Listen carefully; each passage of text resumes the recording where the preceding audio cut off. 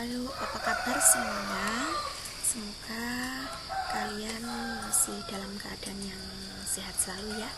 Jadi hari ini kita masih bisa untuk belajar kembali, bertemu dengan saya kembali dalam mata kuliah kalkulus 1. Oke, hari ini bisa kita lanjutkan semuanya ya. Ready semuanya? Ya, semoga semuanya sudah ready semua, dan kita mulai. Hari ini kita akan belajar tentang suatu fungsi ya.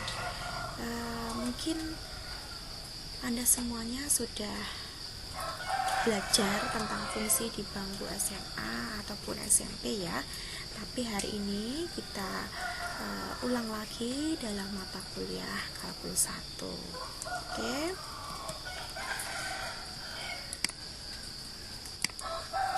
Untuk pokok bahasan kita hari ini adalah tentang relasi dan fungsi. Jadi nanti mengingatkan kembali apa bedanya, kemudian nanti masuk ke fungsi linier gitu ya. Oke, kita mulai saja untuk relasi dan fungsi gitu ya. Jadi apa itu relasi dan fungsi? Kita definisikan masing-masing ya, supaya lebih jelas artinya, dan dengan mendefinisikan Anda paham artinya masing-masing gitu ya. Oke, kita ke relasi dulu. Relasi atau kata lainnya di sini adalah pemetaan gitu ya.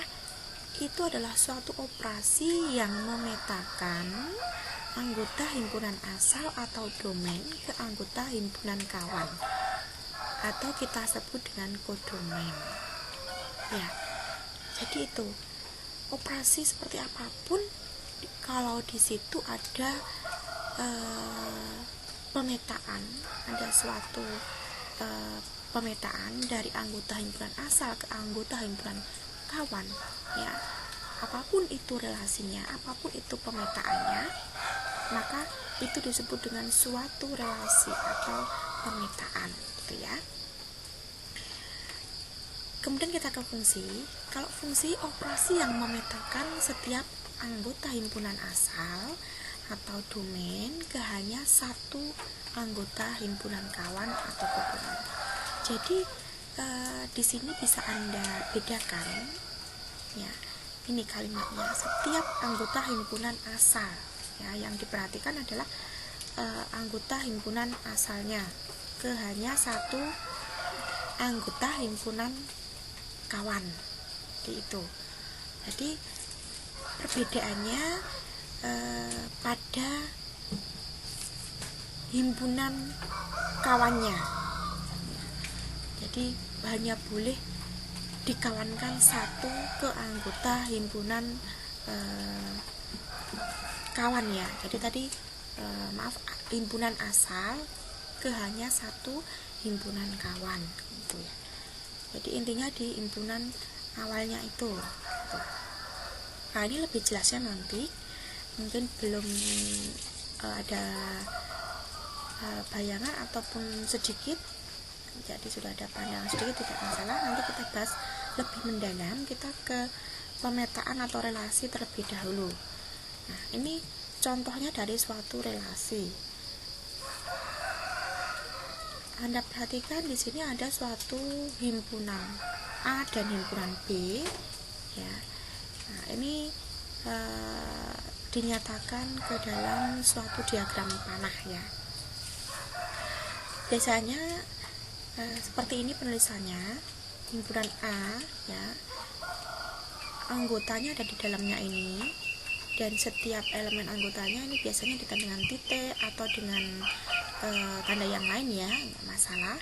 Kemudian yang di B juga sama, di situ mencantumkan apa saja anggotanya.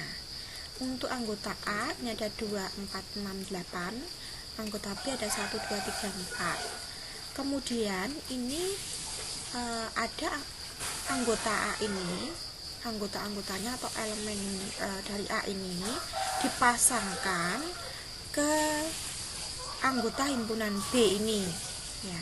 Jadi contohnya di sini 2 dipasangkan dengan 1, 4 dipasangkan dengan 2, 6 dipasangkan dengan 3, 8 dipasangkan dengan 4. Nah, itu ya. Jadi ini anak panahnya adalah ke sana, ke B. Jadi ini relasi dari A ke B, maka arahnya adalah ke sana anak panahnya. Tuh. Jadi di sini tidak bisa dibalik ya, bukan relasi dari B ke A, tapi relasi dari A ke B ya. Jadi menggambarkannya juga harus tepat. Jadi di sini Anda bisa lihat bahwa A ini adalah 2 kali dari B ya. Ya, kalau B-nya 1 maka A-nya 2 kalinya dari B. Ya kan? Kemudian B-nya 2, maka A-nya 4 kali 2 kali dari 2. Kemudian kalau B-nya 3, maka A-nya adalah 2 kali dari 3. Kalau B-nya 4, berarti A-nya 2 kali 4 ya. 2 kali 4 ini. Jadi di sini adalah relasinya adalah 2 kali dari B ini 2 kali dari, tetapi nanti bisa kita perjelas di sini bahwa untuk nilai anggota himpunan A-nya kita nyatakan sebagai elemen X ya, itu adalah 2468. Kemudian untuk anggota himpunan dari B tadi adalah 1, 2, 3, 4 ya. Sehingga nanti untuk rumus dari Fx-nya ini adalah 1 ini didapatkan dari mana? 1 ini adalah setengah dari X ya. 2 juga setengah dari X, 3 juga setengah dari X, 4 setengah dari X nya ya. Jadi X itu sekali lagi adalah elemen atau anggota dari himpunan A tadi itu. Jadi kalau kita lihat untuk rumus dari pemetaannya adalah setengah dari anggota himpunan di A ya, itu. Di A tadi anggotanya sekali lagi ada 2468 tuh.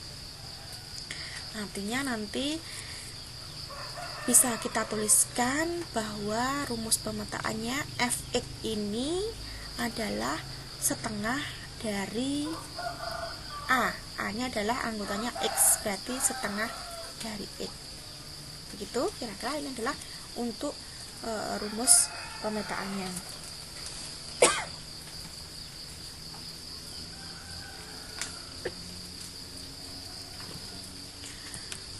Contoh yang lain adalah relasi ayah dari. Nah, ini yang sebelah kiri itu anggota himpunan ayah, dan di sebelah kanan adalah anggota himpunan anak.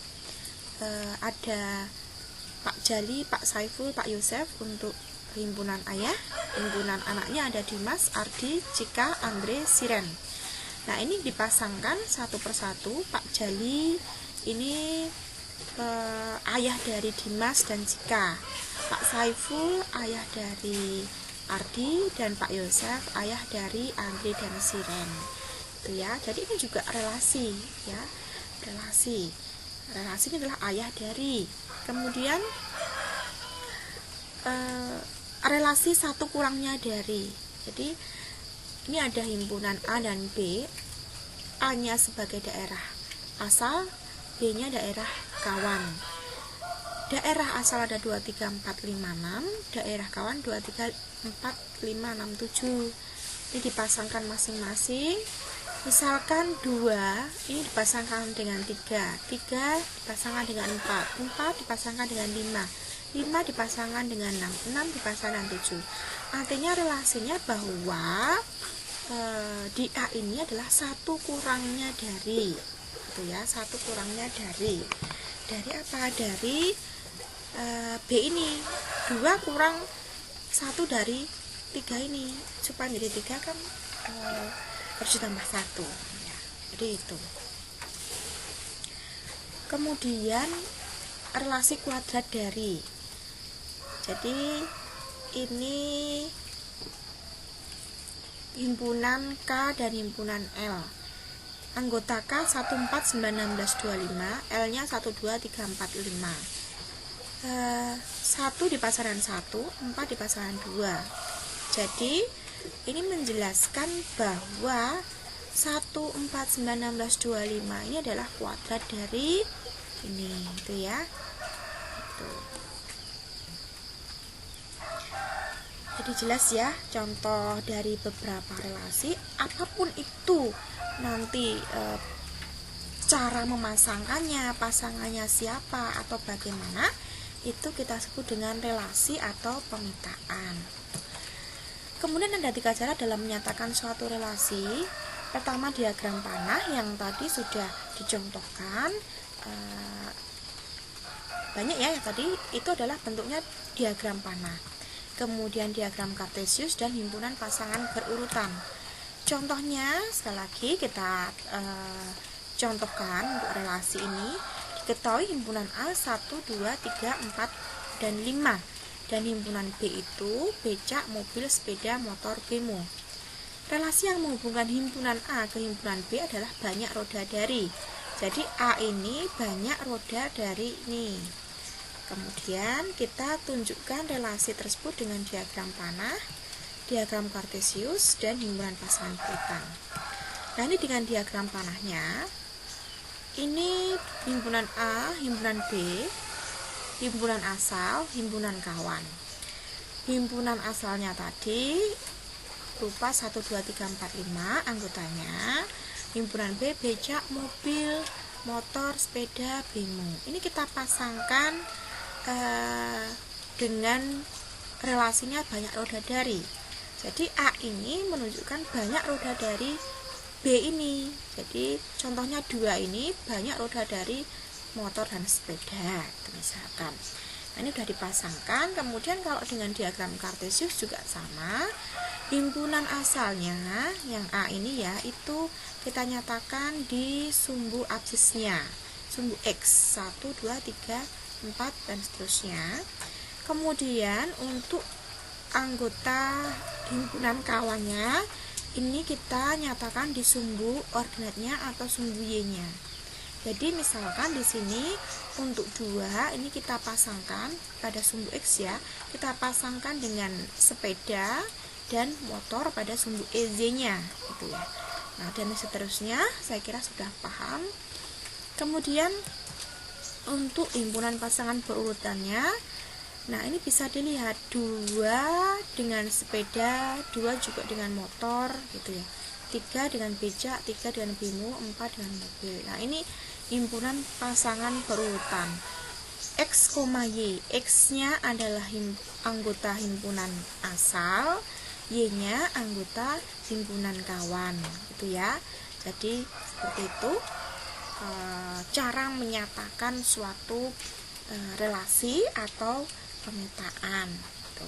Saya kira semuanya sudah cukup jelas. Kita bisa lanjut ke fungsi. Nah, ini fungsi yang akan kita pelajari di sini adalah suatu fungsi. Jadi untuk mempelajari suatu fungsi ini tadi harus diawali dengan pengantar suatu relasi terlebih dahulu supaya Anda paham, bisa membedakan antara fungsi dan relasi.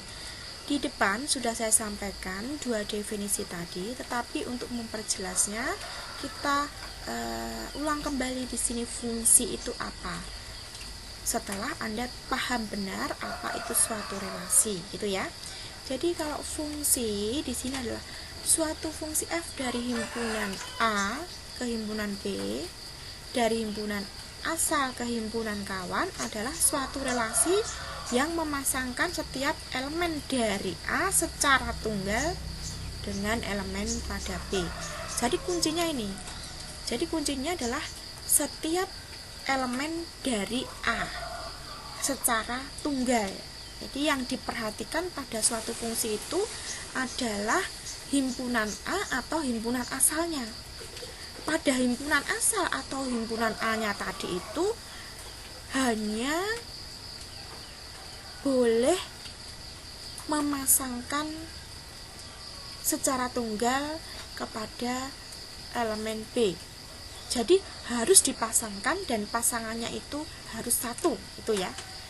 Itu kuncinya, yaitu pertama, sekali lagi fungsi itu perhatikan himpunan asalnya saja. Setelah Anda perhatikan himpunan asalnya, kedua, himpunan asal tadi semua anggotanya harus dipasangkan, ya, harus dipasangkan. Ketiga, pasangannya harus satu, ya, pasangannya harus satu. Jadi itu kunci dari suatu fungsi, ya. Bedanya itu, kalau relasi bebas, sembarang, gitu ya. Kalau fungsi kita spesifikkan, kita perhatikan himpunan asalnya tadi, gitu ya. Nah, contohnya di sini yang A ini ada 4 elemen atau 4 anggota, di mana semua elemen ini dipasangkan, ya, dipasangkan. Oke, terpenuhi. Kemudian setiap elemen A ini, baik ini, dan ini, itu dipasangkan secara tunggal kepada himpunan B. Maka ini disebut suatu fungsi. Jadi tidak ada anggota himpunan A ini yang mempunyai pasangan lebih dari satu, ya, dan semuanya di sini dipasangkan, itu sudah terpenuhi sebagai suatu fungsi. Kita contohkan contoh lain dari suatu fungsi seperti ini, ya. Tetap kita perhatikan himpunan asalnya, ya, semuanya dapat pasangan, ya, semuanya dipasangkan dan pasangannya juga semuanya satu, gitu ya. Ini juga himpunan A-nya dipasangkan semuanya dan pasangannya satu. Begitu juga yang ini, ya. Kita perhatikan yang A-nya, himpunan asalnya ada A, B, C, semuanya dipasangkan, tetapi di sini ada satu hal, ya, yang Anda lihat, perlu Anda perhatikan, bahwa salah satu anggota dari A ini, yaitu A kecil ini, ya, ini pasangannya adalah ada dua, dia punya pasangan X dan Z, gitu ya. Jadi itu tidak terpenuhi, ya, meskipun semua elemen dari A punya pasangan, tetapi jika salah satu dari anggota himpunan A itu punya pasangan lebih dari satu, maka itu sudah tidak terpenuhi sebagai suatu fungsi, ya. Relasi iya, tetapi bukan fungsi, gitu ya. Jadi itu. Jadi belajar tentang relasi dan fungsi ini, ya, seperti Anda semuanya, ya, yang punya pasangan dan belum, gitu ya. Jadi kalau Anda misalkan punya pasangannya itu berapa, ya, idealnya kan ya satu, ya, biasanya umumnya, tapi ada juga yang punya dua, gitu ya. Nah, banyak ya yang seperti itu, ya, itu contohnya seperti itu. Kalau Anda punya pasangan dua, ya, itu bukan dikatakan suatu fungsi, gitu ya. Oke, itu jelas ya, saya kira. Ini juga di sini selain anggota himpunan asalnya punya dua pasangan, tetapi ada satu anggota yang tidak mempunyai pasangan. Nah, ini ada dua syarat yang tidak dipenuhi seperti itu. Makanya di sini juga dikatakan bukan suatu fungsi. Sekarang yang ini, manakah yang merupakan suatu fungsi? Yang A? Ayo dijawab. Yang A, silahkan dipikirkan 3 detik. Ya, jawabannya fungsi, ya. Kemudian yang B, 3 detik. Ya, bukan, ya. Karena apa? Di sini ada yang tidak mendapatkan pasangan. Kemudian yang C, 3 detik. Ya, jadi jawabannya adalah fungsi, ya. Karena semuanya dapat pasangan ya, satu-satu. Kemudian yang D 3 detik bukan ya, di sini ya. Kemudian yang E ya, fungsi ya. Oke, kemudian yang F 3 detik. Iya, jadi bukan ya ini. Oke, saya kira semuanya sudah mulai paham dan mungkin sudah ada yang paham betul ya. Sekali lagi, yang nomor 1,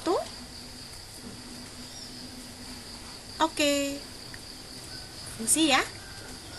Nomor 2, oke, fungsi ya. Yang nomor 3, bukan ya. Ini.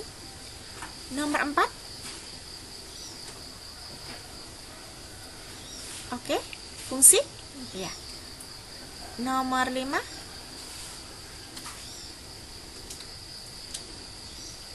bukan ya. Nomor 6,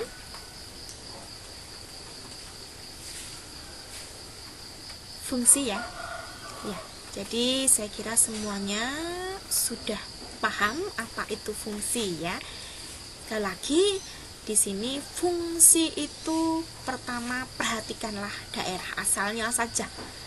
Kedua, Anda perhatikan apakah semua elemen pada himpunan asal itu mempunyai pasangan atau tidak. Jadi syaratnya harus punya pasangan.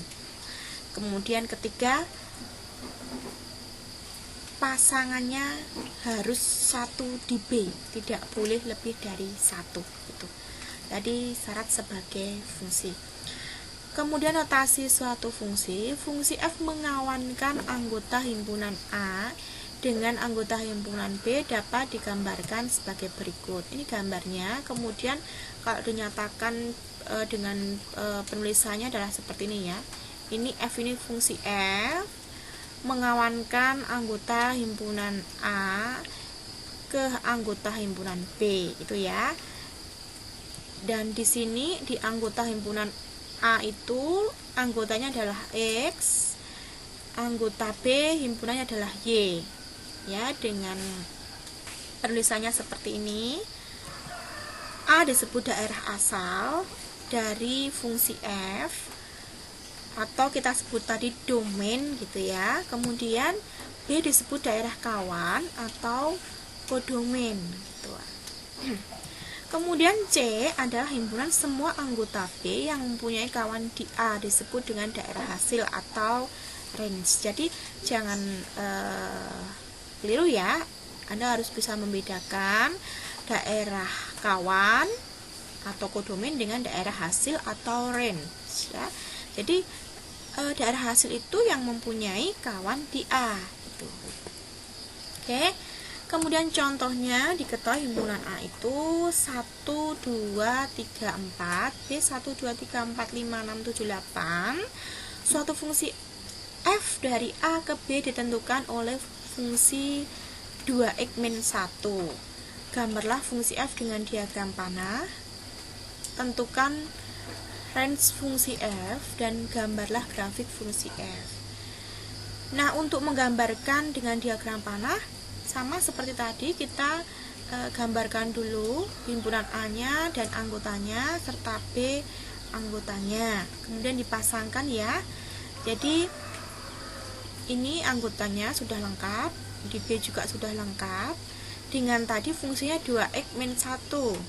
Jadi X ini Anda ganti nanti dengan nilainya anggota dari himpunan A, dan ketemu nanti hasilnya adalah di B. Misalkan 2x-1 dengan X-nya adalah 2 misalkan ya.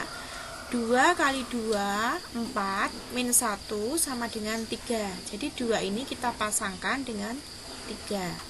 Dan seterusnya seperti itu ya. Sekali lagi nanti untuk tahu pasangannya di B, Anda harus ini ya, memperhatikan fungsinya seperti apa.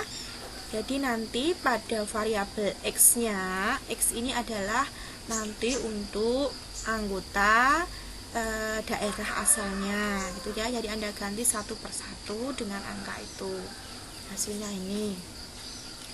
Kemudian ringnya, daerah hasilnya dari yang sudah Anda lihat bahwa dengan daerah asalnya 1, 2, 3, 4 ya, daerah hasilnya berapa? Ya 1, 3, 5, 7. Sebenarnya di diagram tadi sudah kelihatan ya.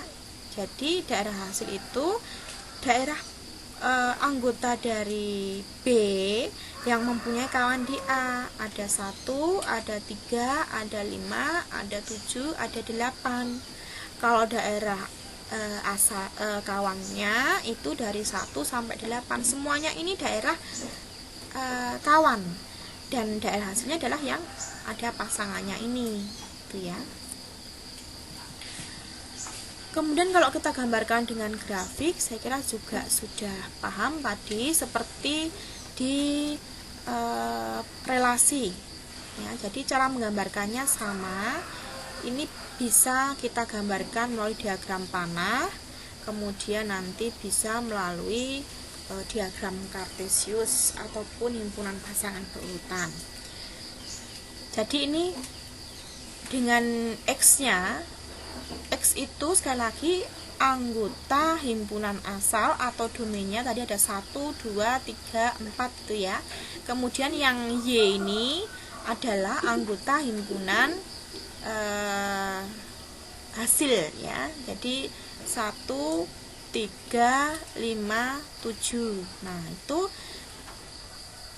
titik-titik ini adalah merupakan daerah hasil ya. Yang x-nya itu adalah anggota dari himpunan asalnya, yang y-nya tadi sebagai daerah hasilnya gitu ya. Itu. Jadi bisa Anda nyatakan ke koordinat x, y seperti ini. Saya kira sudah paham. Kemudian kita ke macam-macam fungsi. Fungsi konstan ya, fungsi identitas, fungsi modulus, fungsi genap dan fungsi ganjil, fungsi linier dan fungsi kuadrat ya. Fungsi linier kuadrat yang nanti sampai linier dulu ya, kuadratnya minggu depan.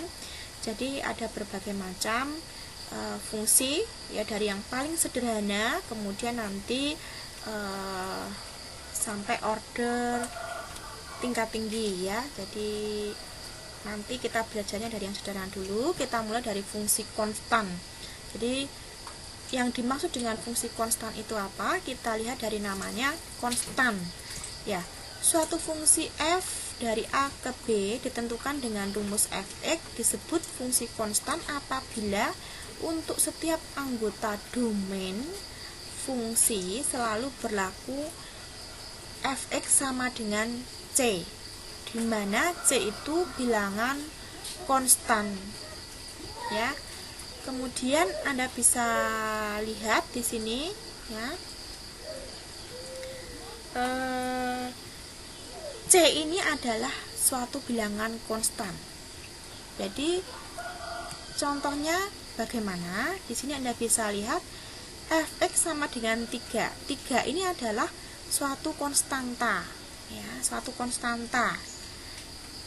Kita beri domainnya adalah contoh ya, tidak harus seperti ini, domainnya bebas, tapi dalam contoh ini diberi domainnya adalah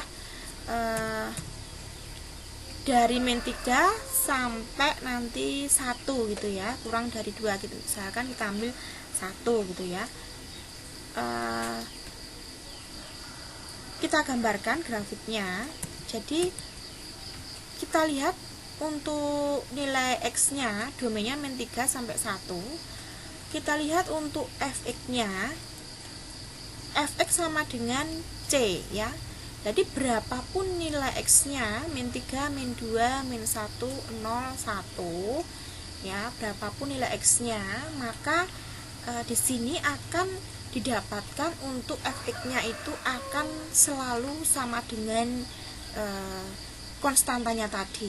Jadi tidak pengaruh mau x-nya dari negatif, 0, positif ya, dari bilangan bulat atau nanti yang real ya.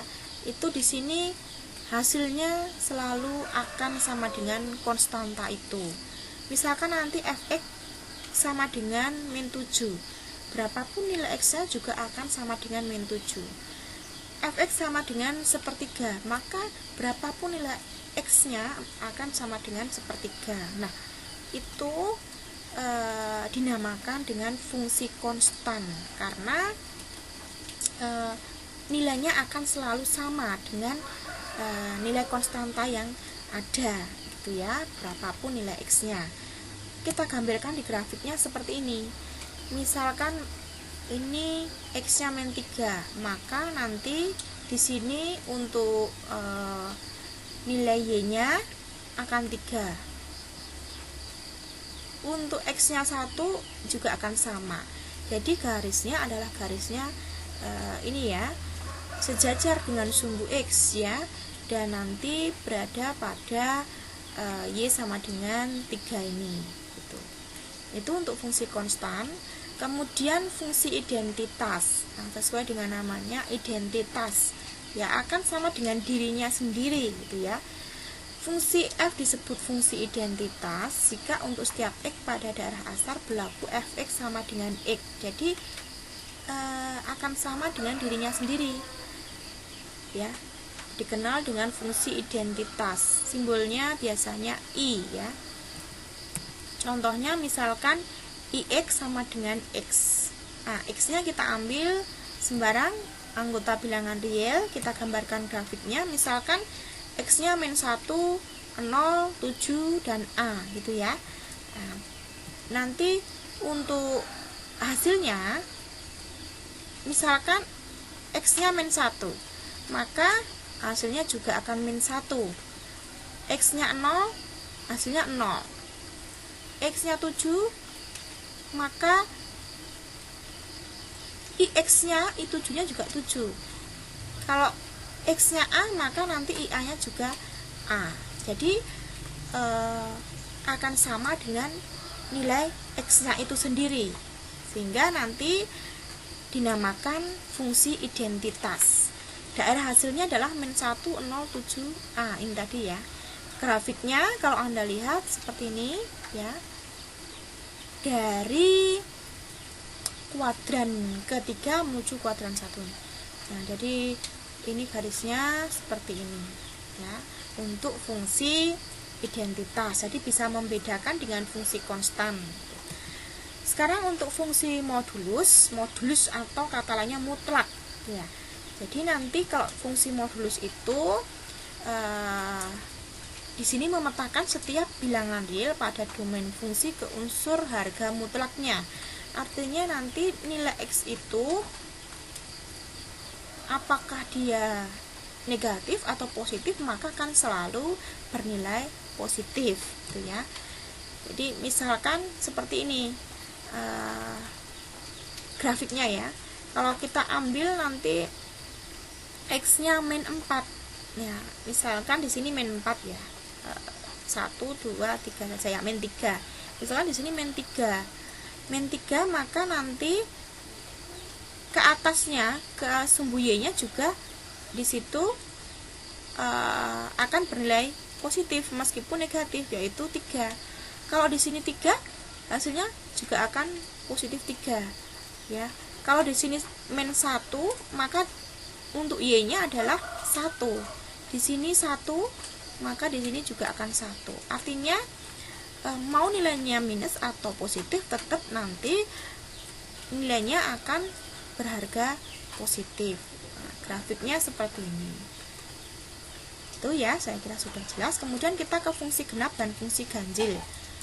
Suatu fungsi fx disebut fungsi ganjil apabila berlaku f minus x sama dengan minus fx. Itu ya syaratnya. Kemudian kalau disebut fungsi genap apabila berlaku f minus x sama dengan fx. Itu. Tetapi apabila f minus x tidak sama dengan minus fx, ataupun nanti f minus x tidak sama dengan fx, maka fungsi ini tidak ganjil dan juga tidak genap. Jadi itu pengertiannya. Kita mungkin ke contohnya saja. Tentukan fungsi f di bawah ini apakah termasuk fungsi genap, fungsi ganjil, atau fungsi tidak genap dan tidak ganjil.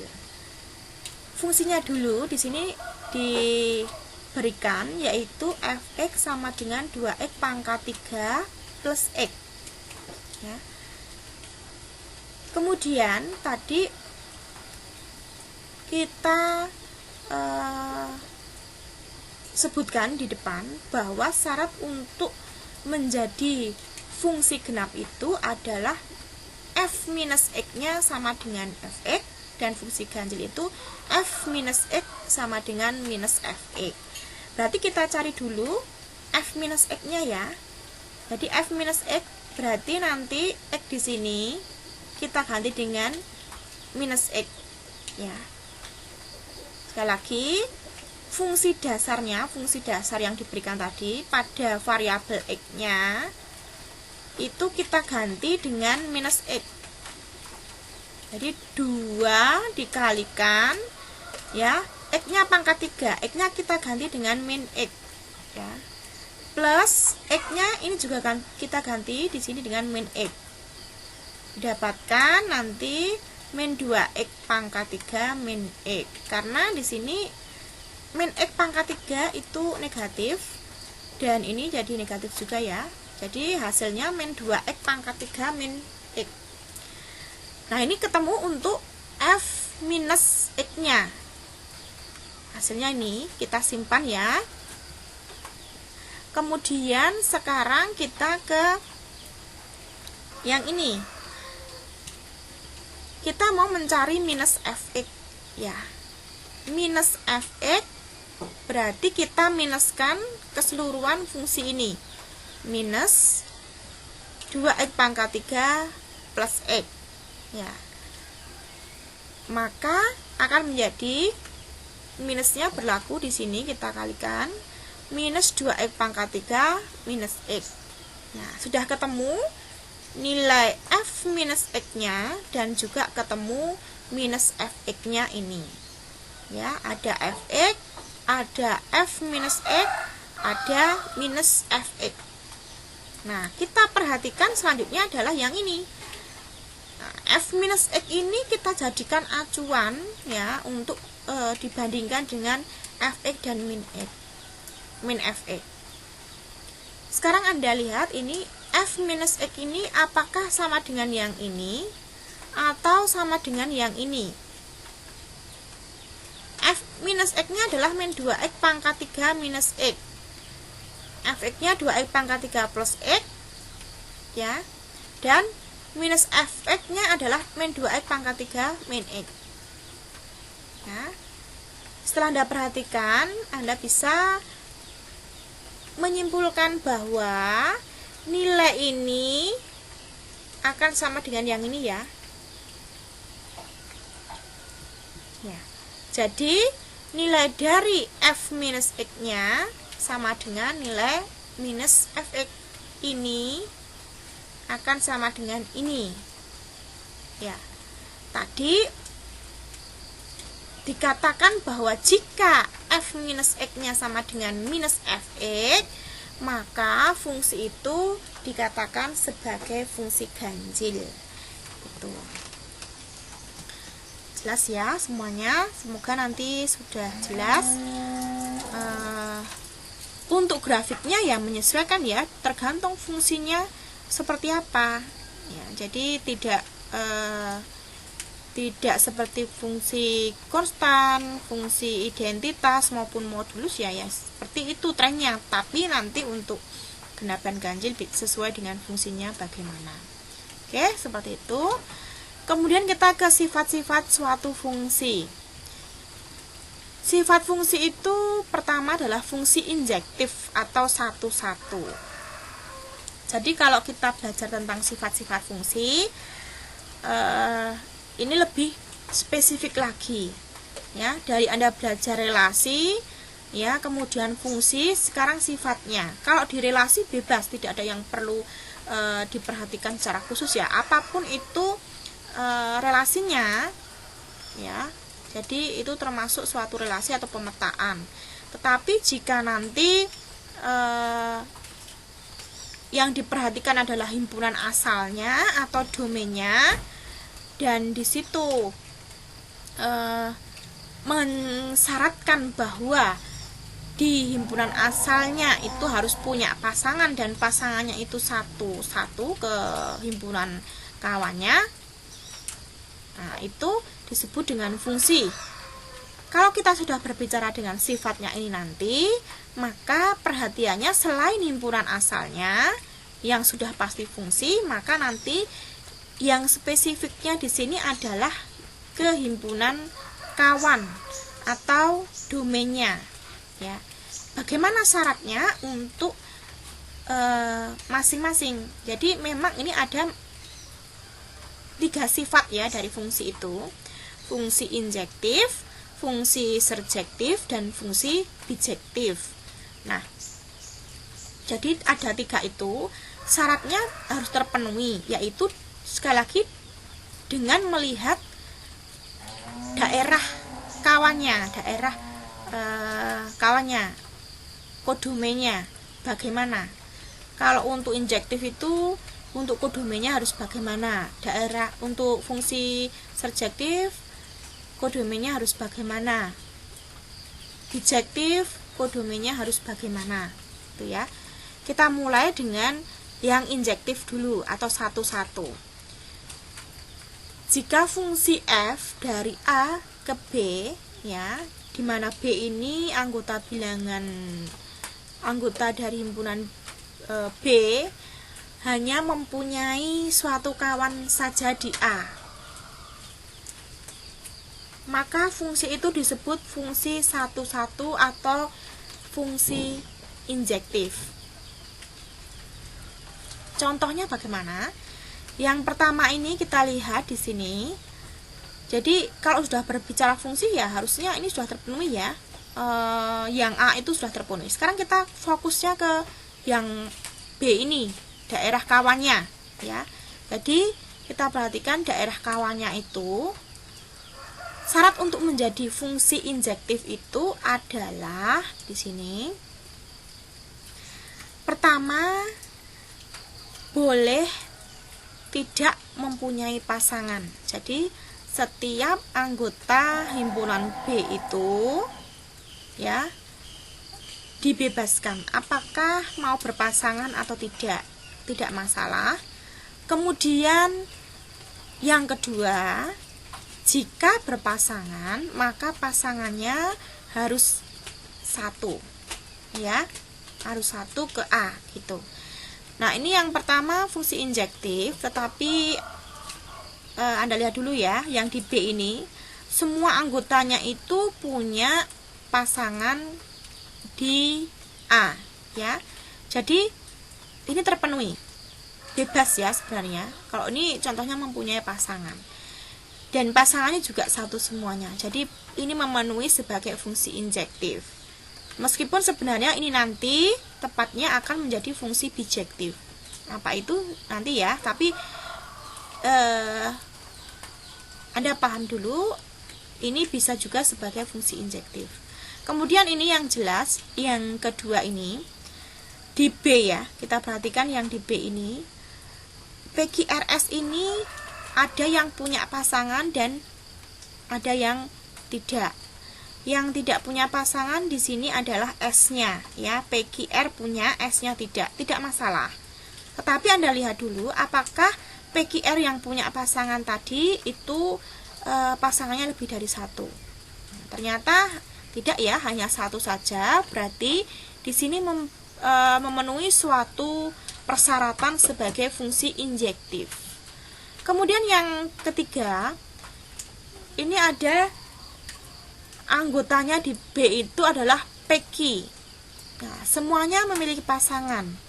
Dan Anda lihat di P ini punya pasangan lebih dari satu. Ini yang membuat bahwa suatu fungsi ini bukan lagi menjadi suatu fungsi injektif karena tidak terpenuhi, yaitu pasangannya lebih dari satu. Nah, sudah jelas ya. Kemudian sekarang ke fungsi surjektif. Kebalikan dari fungsi injektif di sini, kalau tadi di injektif itu dibebaskan punya pasangan atau tidak dan pasangannya hanya satu. Kalau di fungsi surjektif ini ya, anggota himpunan B itu semuanya harus berpasangan. Jadi diwajibkan untuk memiliki pasangan. Tuh. Jadi diwajibkan memiliki pasangan ya. Dan ini kelonggarannya adalah pasangannya boleh lebih dari satu gitu. Jadi kebalikan dari injektif.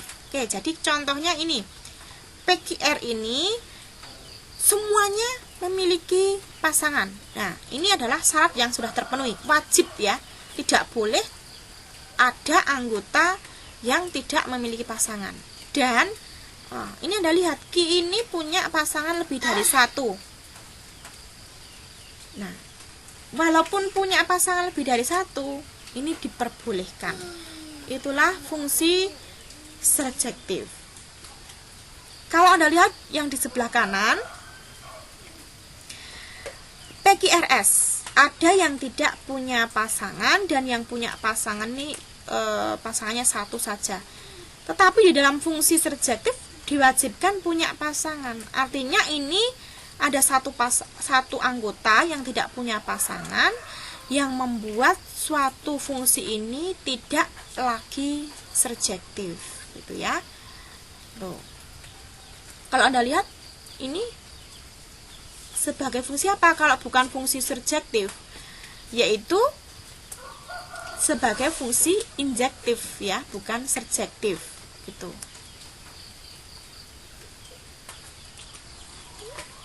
Kemudian kita lihat yang di depan tadi. Kalau ini bukan menjadi fungsi injektif ya, dimana di sini semuanya anggota di B punya pasangan, tapi pasangannya ada yang lebih dari satu. Nah, kalau ini bukan fungsi injektif, maka ini menjadi fungsi surjektif, gitu ya. Oke, kita ke fungsi bijektif atau korespondensi satu-satu. Suatu fungsi yang bersifat injektif sekaligus surjektif. Jadi gabungan dari fungsi injektif dan fungsi bijektif, fungsi surjektif. Ya. Gabungannya berarti di sini artinya bahwa setiap anggota himpunan di B itu harus punya pasangan dan pasangannya juga harus satu-satu, gitu ya. Jadi memang ini lebih berat lagi. Gitu.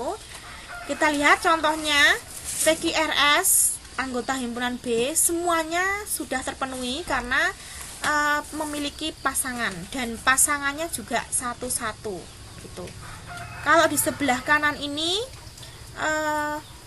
memenuhi, yaitu terpenuhi karena memiliki pasangan ya.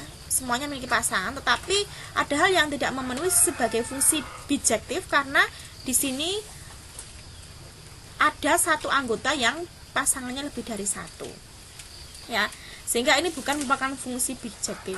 Kalau bukan merupakan fungsi bijektif, ini fungsi apa di sini, ya, yang mengharuskan punya pasangan dan di situ pasangannya boleh lebih dari satu, yaitu fungsi surjektif. Tuh. Kita lihat lagi di sini yang di depan tadi contoh fungsi injektif yang ini ya.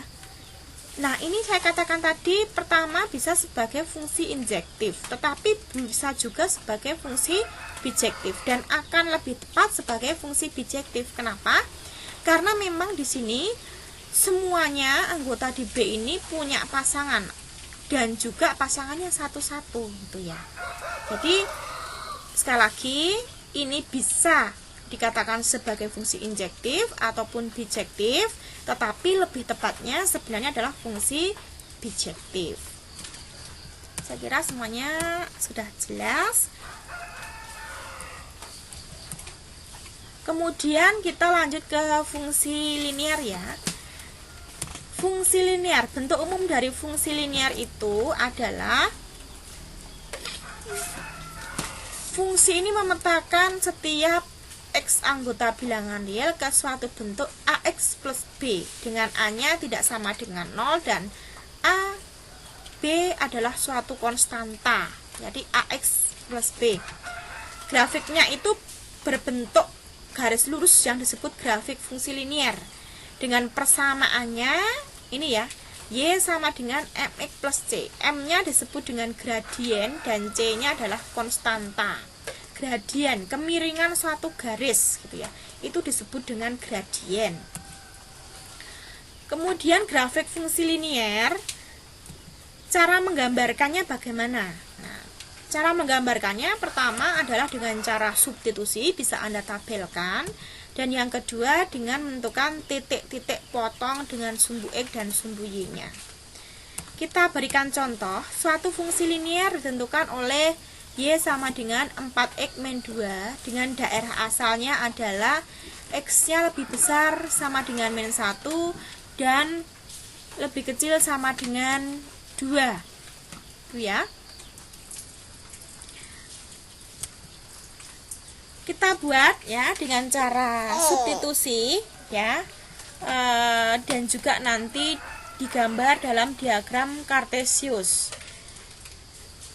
ya. Kemudian menentukan titik potong grafik sumbu X dan sumbu Y-nya. Ini kita ambil dari daerah asal yang diberikan yang di sini ya, min 1, 0, 1, 2. Dengan rumus fungsinya 4X min 2, Anda gantikan X-nya, Anda substitusi nilai X ini dengan nilai ini, min 1, 0, 1, 2. Maka akan didapatkan nilainya adalah untuk X min 1, maka Y 4X min 2 adalah hasilnya min 6. Begitu juga seterusnya.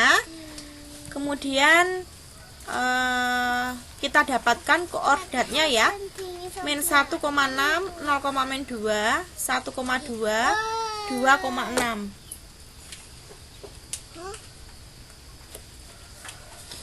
Jadi ada 4 titik itu ya. Kita gambarkan masing-masing di sini ya, di koordinat Kartesiusnya. Contohnya tadi di sini kita gambarkan 1, kemudian Y-nya 2, 1,2 gitu ya. Ini di sini 2,6 ya. Kemudian 0, min 2. Kemudian di sini ada min 1, min 6. Titik potong dengan sumbu X. Nah, titik potong dengan sumbu X artinya bahwa Y-nya sama dengan 0 ya. Jadi suatu garis nanti memotong di sumbu tertentu, berarti nanti di sumbu lain itu nilainya akan sama dengan 0. Misalkan ini tadi kalau titik potong dengan sumbu X, ini, maka nanti nilai Y-nya 0. Kita substitusi Y-nya 0, maka akan didapat X-nya sama dengan setengah ya. 0 sama dengan 4X min 2. 2 kita pindahkan ke ruas kiri jadi positif. Kemudian X-nya ini 2 dibagi dengan 4 dapat setengah ya. Jadi titik potong dengan sumbu X-nya adalah X-nya setengah, kemudian Y-nya pasti 0. Kalau titik potong dengan sumbu Y bagaimana? Nah, ini kebalikannya tadi. X-nya akan sama dengan 0. Kita ganti nilai X ini dengan 0, maka Y-nya kita dapatkan min 2. Jadi titik potong dengan sumbu Y-nya, X-nya pasti 0, dan Y-nya adalah min 2. Kita lihat ya, titik potong dengan sumbu X. Ya, ini di sini itu adalah setengah koma 0, dan titik potong dengan sumbu Y di sini adalah 0, min 2. Ini ya, sudah tepat di gambarnya, dan kalau kita lakukan perhitungan juga akan sama. Tuh. Kemudian gradien persamaan garis lurus. Jadi kemiringan dari persamaan garis lurus. Cara menentukan gradien. Pertama, persamaan bentuk Y sama dengan MX plus C, gradiennya adalah M. M ini ya, langsung kita tentukan, bisa kita tentukan M. Kalau bentuknya Y sama dengan MX plus C. Kemudian persamaan bentuk AX plus BY plus C sama dengan 0, atau AX plus BY sama dengan min C.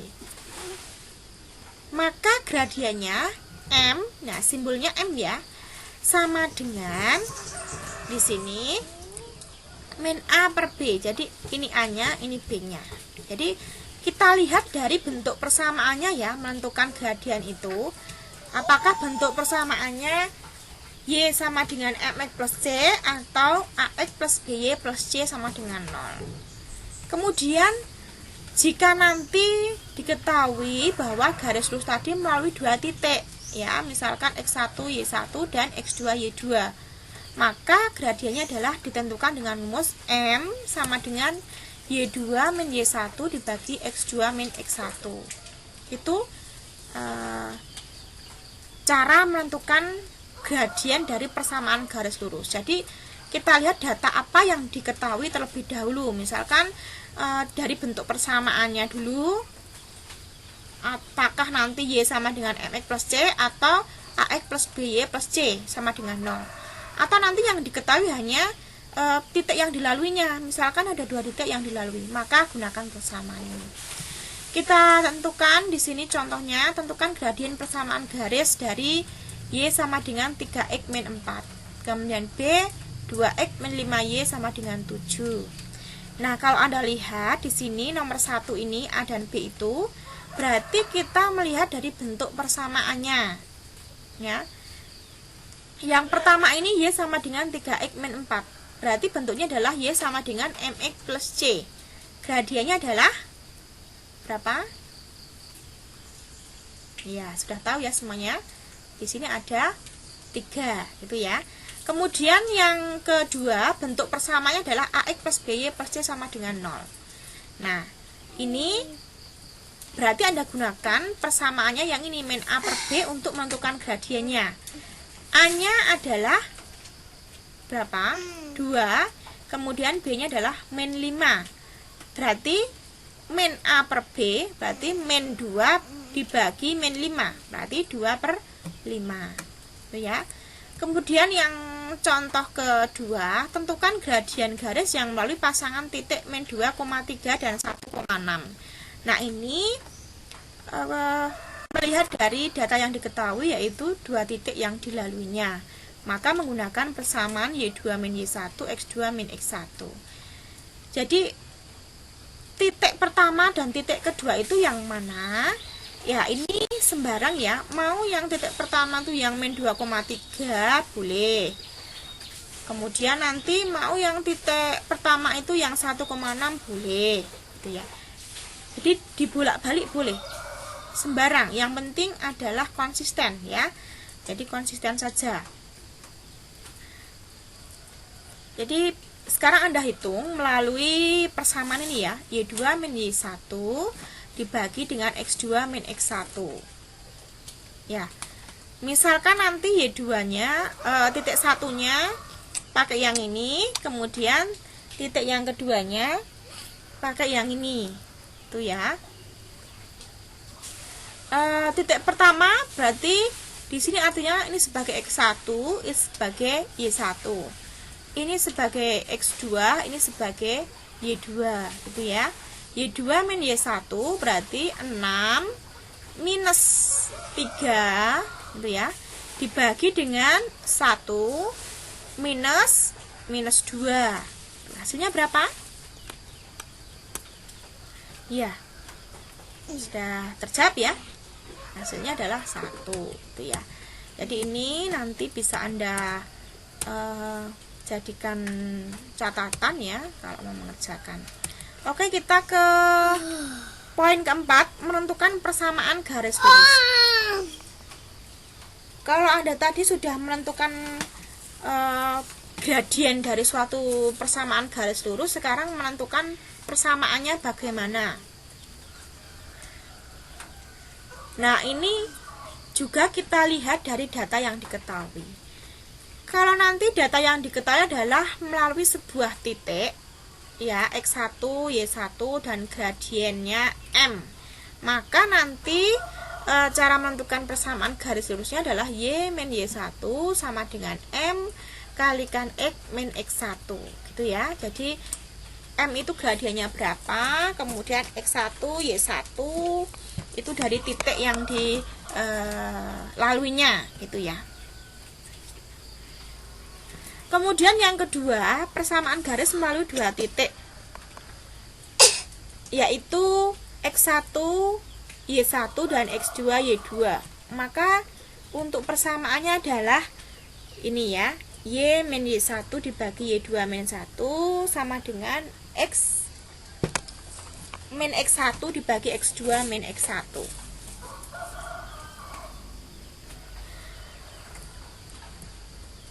Contohnya, tentukan persamaan garis yang melalui titik min 2,1 dan gradiennya min 2. Jadi kita terapkan. Untuk rumusnya Y min Y1 sama dengan M kalikan X min X1. Ya.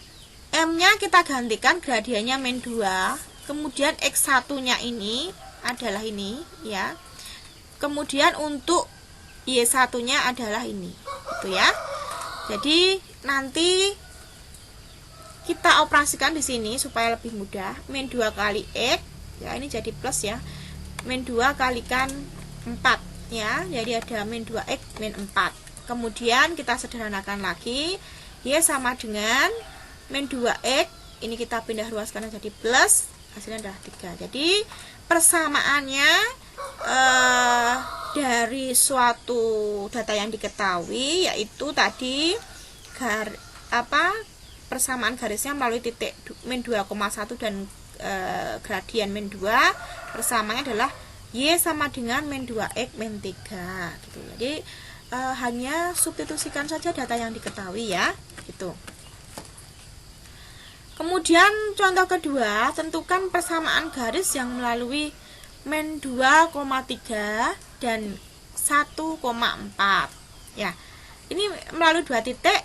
Tadi rumusnya ini ya, Y min Y1 dibagi Y2 min Y1, X min X1 dibagi X2 min 1. Sekali lagi, Anda bisa menentukan titik 1 dan 2 nya itu sembarang, mau yang P ini sebagai titik 1 dan Q titik 2, atau titik 1-nya yang Q, titik 2-nya yang P, itu sembarang ya. Jadi yang penting konsisten. Kemudian di sini Anda masukkan saja masing-masing data yang sudah Anda tetapkan sebagai Y1, X1, X2, Y2 ya. Seperti ini. Kalau di sini contohnya adalah P sebagai titik 1 ya. Jadi X1-nya adalah min 2, kemudian nanti Y1-nya adalah 3 ini. Ya, Y2-nya 4. Kemudian X2-nya 1. Nah, setelah Anda substitusikan seperti ini ya, tinggal dikalikan saja ya. 3 kalikan Y min 3, 1 kalikan X plus 2. 3Y ya, 3 kali min 3 min 9, 1 kali X, 1 kalikan 2, 2 ya. Kemudian ini Anda pindah ruas saja semuanya ke kiri ya. 3Y, X-nya jadi minus, 2-nya jadi minus juga, sehingga nanti akan menjadi 3Y min X min 11 sama dengan 0. Itu ya, itu contohnya. Kemudian sekarang ke kedudukan dua garis lurus ya. Jadi garis ini kedudukannya bagaimana dengan garis yang lain gitu ya. Misalkan ada dua garis lurus ya, persamaan, ada dua garis linear ya. Kedudukannya bagaimana antara satu dengan yang lain itu? Apakah nanti berpotongan, apakah nanti sejajar, ataukah nanti tegak lurus? Kalau berpotongan, ini tiga sifat tadi ya. Jadi maaf, kedudukannya, tiga kedudukan tadi ya, apakah nanti berpotongan, apakah nanti sejajar, apakah nanti tegak lurus, itu kaitannya dengan nanti nilai gradiennya gitu ya. Jadi kalau berpotongan gradiennya tidak sama ya. Kalau sejajar itu bahwa gradien garis 1 dan 2 itu sama. Kalau tegak lurus, ini relasinya M1 kali M2 sama dengan min 1, atau M1 itu adalah minus dari seper M2 gitu ya, gitu. Jadi ini minus ya, gitu. Kemudian contohnya, tentukan persamaan garis lurus yang melalui titik 2, min 3 dan sejajar dengan garis X min 2Y plus 3 sama dengan 0. Jadi nanti Anda itu diminta menentukan persamaan garis lurus. Nah, garis itu tadi ternyata sejajar dengan garis lain, yaitu garis X min 2Y plus 3, dan nanti akan melalui titik 2, min 3 gitu ya. Jadi memang nanti kedudukan garis ini akan digunakan juga sebagai acuan menentukan persamaan garis lurus gitu. Nah, yang dimanfaatkan di sini adalah nilai gradiennya tadi gitu. Nah, ini juga masih sama, tetapi kedudukannya tegak lurus. Kita selesaikan yang pertama dulu. Jadi tadi ada suatu garis ya, diketahui persamanya X min 2Y plus 3 sama dengan 0. Nah, ini kita cari dulu gradiennya ya. Gradiennya karena bentuknya seperti ini, maka dicari dengan rumus min A per B. Jadi A-nya 1, B-nya min 2, berarti di sini hasilnya adalah setengah. Karena tadi itu kedudukannya sejajar ya, maka gradien dari garis ini dan gradien dari garis yang akan kita cari itu nilainya sama. Berarti M2-nya juga setengah gitu ya. Nah, ini data gradien ini diketahui sehingga kita lihat data yang lain tadi adalah melalui sebuah titik. Nah, kita kembali lagi ke tadi cara menentukan persamaan garis jika diketahui gradien dan titik yang diketahui, yaitu gradiennya setengah, titiknya adalah 2, min 3. Nah, persamaannya seperti tadi ya, Y min Y1 sama dengan M X min X1. X1 nya adalah ini ya tadi ya, 2, dan Y1 nya adalah min 3 ini. Jadi dimasukkan ke Y1 dan X1, jadi titiknya di situ. Gradiennya ini adalah untuk nilai M-nya ini. Nah, Anda operasikan, Anda dapatnya adalah X min 2Y min 8 sama dengan 0 gitu ya. Itu garisnya ini, yang ini ya, itu sejajar dengan garis ini, dan dia punya gradien setengah. Nah, kalau Anda tidak percaya, buktikan saja gradiennya ini tadi setengah, apakah yang ini juga setengah ya.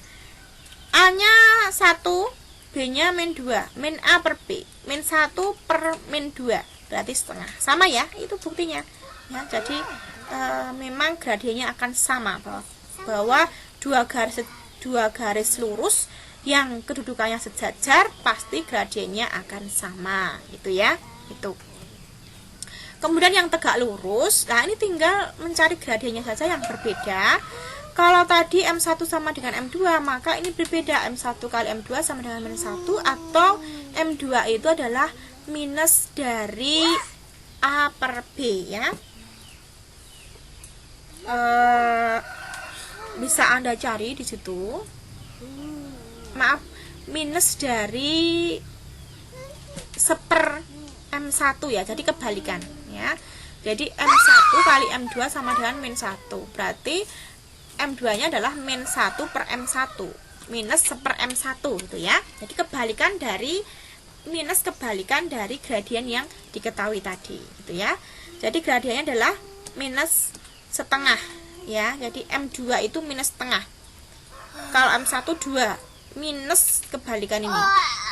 Kebalikan dari 2 adalah seper 2 gitu kan ya. Berarti minus seper 2, minus setengah gitu. Persamaan garis lurus yang dicari melalui titik min 3,5 dan bergradien minus setengah. Jadi memang nanti kedudukan garis ini dimanfaatkan untuk mencari persamaan garis lurus, di mana pasti nanti di situ persamaan adalah menggunakan Y min Y1 M sama dengan M kalikan X min X1 itu ya. Jadi ini sama seperti tadi, tinggal disubstitusikan saja.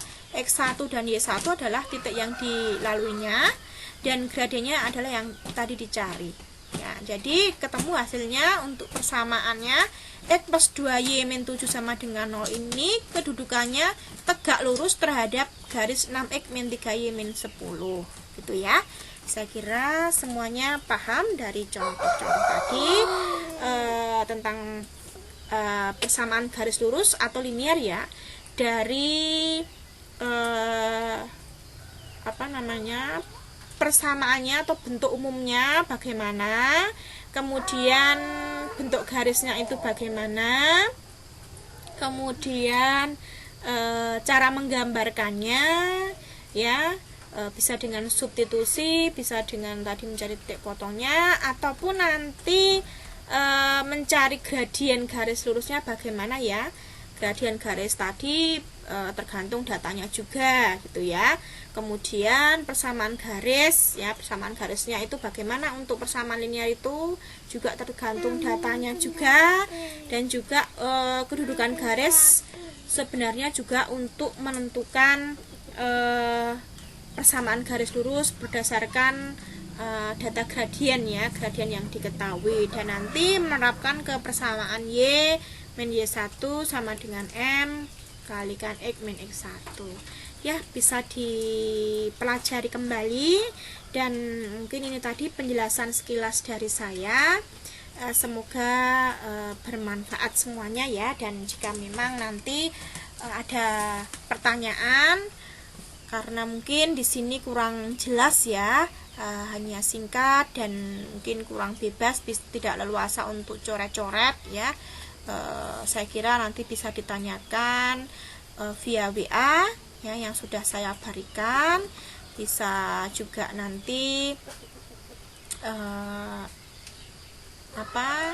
langsung melalui ini ya, komen di sini juga boleh, silahkan ya. Saya kira itu pembelajaran hari ini. Terima kasih semuanya, selamat belajar.